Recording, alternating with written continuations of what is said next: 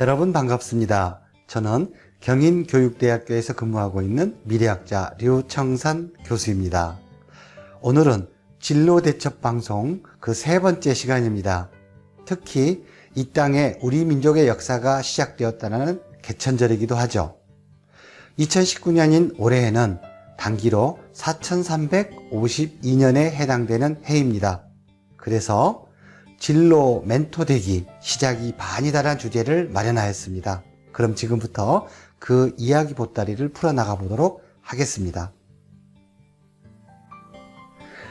첫 번째 방송에서 소개하였던 것처럼 저는 지난 25년 동안 저희 3명의 자녀와 함께 행복한 시간을 보냈습니다. 그리고 그 과정에서 미래학을 연구하는 행운을 거머쥐기도 하였습니다. 그런데 이제는 세 아들들이 전부 장성해서 독립을 했습니다. 그래서 저에게는 더 이상 이 미래학을 사용할 때가 애매해졌습니다. 그래서 저는 생각을 했죠. 이러한 미래학적 지식과 경험을 필요로 하는 부모님들이나 선생님들과 공유할 수 있으면 참 좋겠다고 말입니다. 그래서 준비를 했습니다.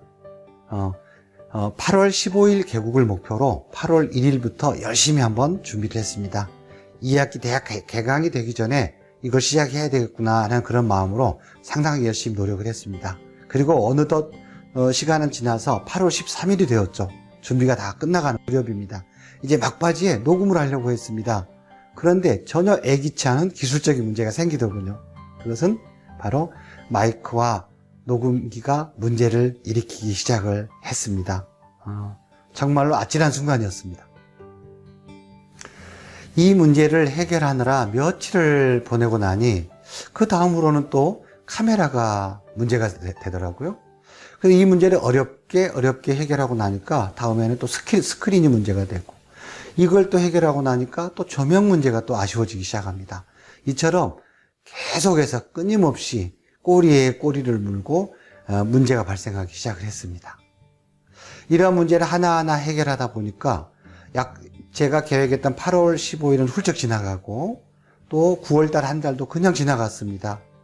이런 식으로 개국의 일정은 점점 밀리기만 하더군요. 그러던 어느 날 문득 이러다가 영영 방송을 시작도 못해 보고 포기하는 건 아닐까라는 생각이 들기 시작했습니다. 참 낭패죠. 그래서 포기하지 않고 다시 결심을 했습니다. 다소 부족하고 미흡한 점이 있더라도 일단 시작해보자. 그리고 진행해 나가면서 또 문제가 생기면 그때그때 하나씩 보완하면서 극복해 나가보자 라고 말입니다. 이렇게 해서 9월 29일 날 역사적인 첫 방송을 시작하게 되었습니다. 그런데 방송이 나가자마자 지인들께서 애정어린 피드백을 해주기 시작하였습니다. 예를 들어서 안경을 쓰지 않으면 어떨까라는 의견도 주셨고요. 또 복장도 물론 정장과 타이도 좋지만은 가끔은 캐주얼한 복장으로 이렇게 오늘처럼 캐주얼한 복장으로 이렇게 방송을 해줘도 좋을 것 같다라는 얘기도 주셨고요. 그 다음에 좀 더 표정이 밝고 부드러웠으면 좋겠다라고 해서 저 무척 노력하고 있습니다. 뿐만 아니라 어떤 그 강의식으로 딱딱한 것보다도 이게 편안하게 이렇게 사랑방에서 대화하듯이 이렇게 해주면 더 좋지 않을까라는 의견도 주기도 하였습니다.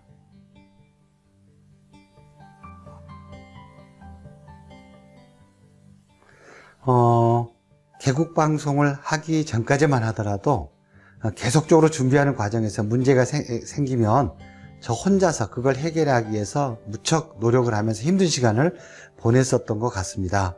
그런데 일단 시작을 해놓고 나서 애정어린 지인들의 그 피드백을 받으면서 하나하나 고쳐 나가다 보니까 정말로 시간도 더 절약되면서 저도 많은 에너지를 얻게 되는 것 같습니다.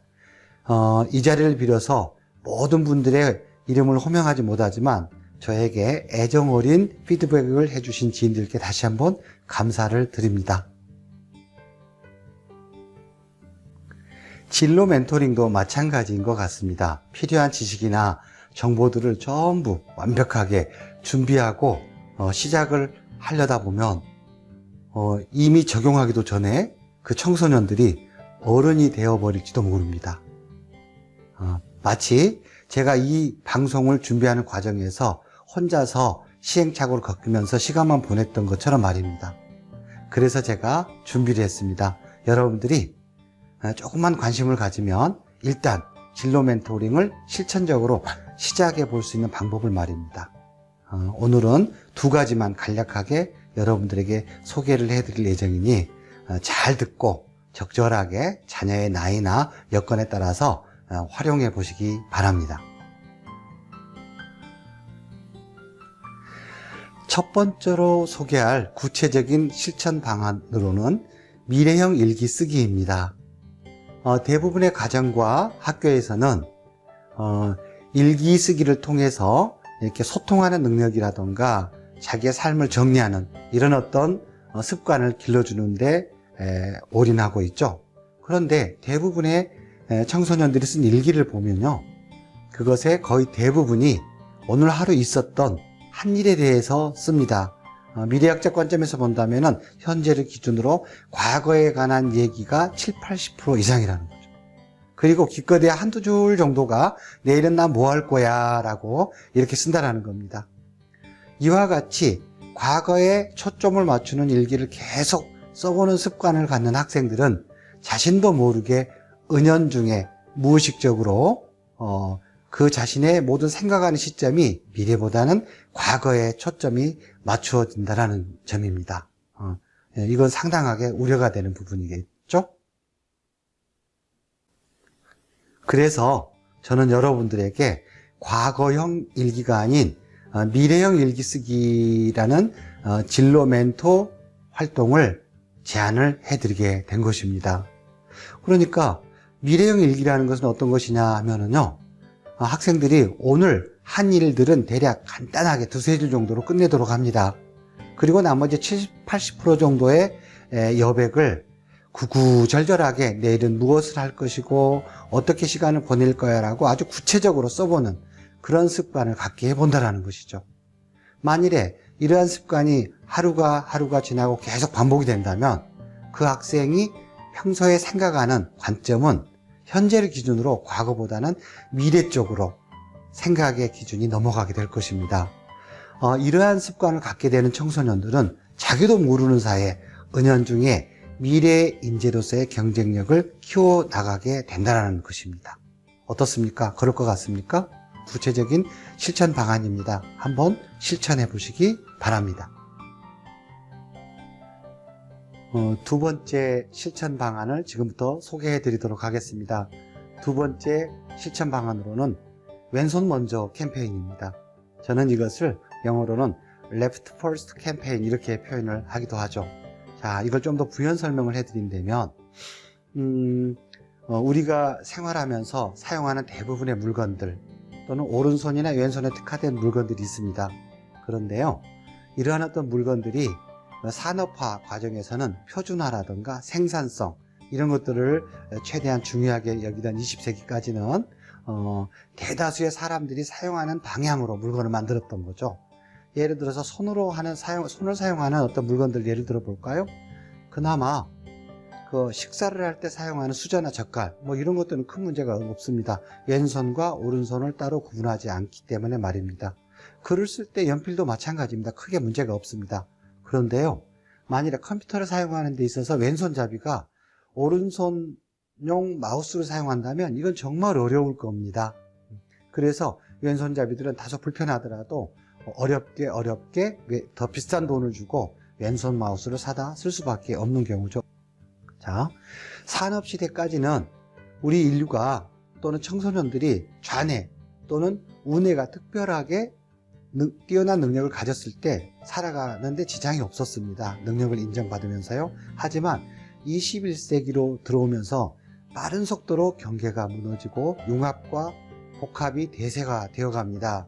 뇌에서도 마찬가지입니다. 과거에는 좌뇌와 우뇌의 역할이 분명하게 구분되게 활용되는 경우가 꽤 많았지만 이제 앞으로 다가올 미래에는 좌뇌와 우뇌가 결합해서 협업하는 그러한 어떤 상황이 많이 벌어질 것입니다. 그렇다면 우리도 청소년들이 그런 좌뇌와 우뇌와 협업할 수 있는 그런 생활 습관을 길러주는 것이 무엇보다도 중요하겠죠. 그래서 대부분의 오른손잡이들은 왼손을 사용할 수 있는 기회를 많이 만들어주고요.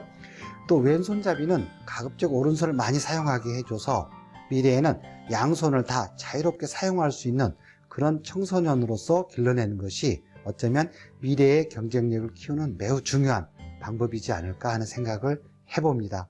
그러한 관점에서 저는 여러분들이 오른손잡이는 왼손잡이는 오른손을 사용할 수 있는 기회를 많이 주는 생활 습관과 여건을 만들어 주십사 부탁을 드리는 겁니다. 예를 한번 들어볼까요? 우리가 출입문을 통과할 때 오른손잡이는 은연중에 오른손으로 문을 열고 들어갑니다. 그뿐만 아닙니다. 양치질을 할 때도 오른손으로 합니다. 충분히 왼손으로도 할 수 있습니다. 단지 처음에는 어색할 따름이겠죠. 이와 같이 아무것도 아닌 것 같지만 우리 일상생활 속에서는 오른손과 왼손을 구분하지 않고 할 수 있는 일들이 꽤 있습니다. 그럼에도 불구하고 왼손잡이는 왼손만 쓰고 오른손잡이는 오른손만 쓰는 것이죠. 그래서 부모님들이 각별하게 신경을 써서 오른손잡이는 반대손도 적절하게 활용할 수 있고 왼손잡이는 그 반대인 오른손을 적절하게 활용할 수 있는 그런 기회를 만들어주자라는 캠페인을 저는 Left First 캠페인 이렇게 한번 이름을 명명해 보았습니다. 만일에 특별하게 애매한 경우에 있어서는 일단 오른손잡이는 오른손으로 물건을 짚지 말고 왼손으로 짚게 하는 겁니다. 그런 다음에 불편하면 오른손한테 주면 되는 것이죠. 반대로 왼손잡이는 무의식 중에 왼손으로 물건을 짚기보다 오른손으로 일단 짚어봅니다. 그러나 영 조작이 어려우면 그때 왼손한테 기회를 제공해 주면 되겠죠. 이런 어떤 방식으로 왼손과 오른손을 자유롭게 쓰게 한다면 은연중에 그 청소년기에 발달하는 우리 뇌는 좌뇌와 우뇌의 협업이 자연스럽게 이루어지는 그런 경험을 청소년들이 하게 되겠죠.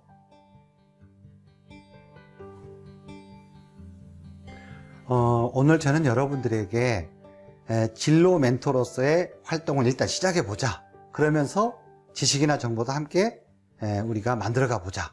그리고 그러한 의지가 있으시다면 저는 이 채널과 방송을 통해서 여러분들에게 가감없이 미래학적 저의 경험을 전해드리도록 노력을 하겠습니다. 가끔 보면 말이죠. 부모님들이나 선생님들께서는 이렇게 지시형이나 권유형 표현을 많이 쓰기도 합니다. 충분히 이해가 됩니다. 저도 그랬었거든요. 왜냐하면 자기의 직장에서 생활을 하랴, 또 가정에 가서 역할을 하랴, 사회활동도 하랴 너무나 바쁩니다. 그런데 청소년들의 모습이나 행동을 보면은 숨이 넘어갈 때가 있습니다. 막 한숨이 나오죠. 그러다 보면 나도 모르게 지시형, 명령형, 권유형의 표현을 많이 쓰기도 합니다. 야, 공부 좀 해라, 공부. 야, 시간을 좀 효과적으로 활용하면 안 될까? 이런 표현 말입니다. 그런데 말이죠. 이런 어떤 표현들은 청소년들의 진로 안내에 전혀 도움이 안 된다는 것입니다. 그 순간 나는 뭔가 우리 자녀에게 의미 있는 어떤 행동이나 말을 했구나라고 자위를 할 수 있을지는 모르겠습니다만은 그 자녀에게는 별 도움이 안 된다는 것입니다. 그래서 이제는 바뀌어야 됩니다. 청소년들이 부모님이나 선생님들의 지시형이나 권유형의 말보다는 그들의 묵묵히 수행하는 행동을 보고서 그것을 따라할 수 있는 그런 방향으로 진로 멘토의 방향이 설정될 필요가 있다고 하겠습니다. 작은 실천 하나하나가 쌓이면서 그 학생의 습관이 만들어질 수 있기 때문입니다. 정리해보자면 진로교육은 어떤 해박한 지식이나 이론이나 말보다는 작은 실천 하나하나가 훨씬 더 효과적이라는 것입니다. 그래서 저는 오늘 여러분들에게 두 가지 구체적인 실천 방안을 안내해 드렸습니다. 첫째가 뭐였죠? 한번 미래형 일기를 쓰게 해보자. 두 번째는 뭐였죠? 왼손을 먼저 쓰게 해보자. 왼손잡이는 오른손을 먼저 쓰기가 되겠죠. 그래서 그것을 Left First 캠페인 이렇게 제가 명명했다고 말씀드렸습니다. 자, 그럼 오늘은 이 두 가지 실천 방안을 여러분들이 잘 이해하고 활용할 수 있기를 기대하면서 마무리를 하고자 합니다. 감사합니다.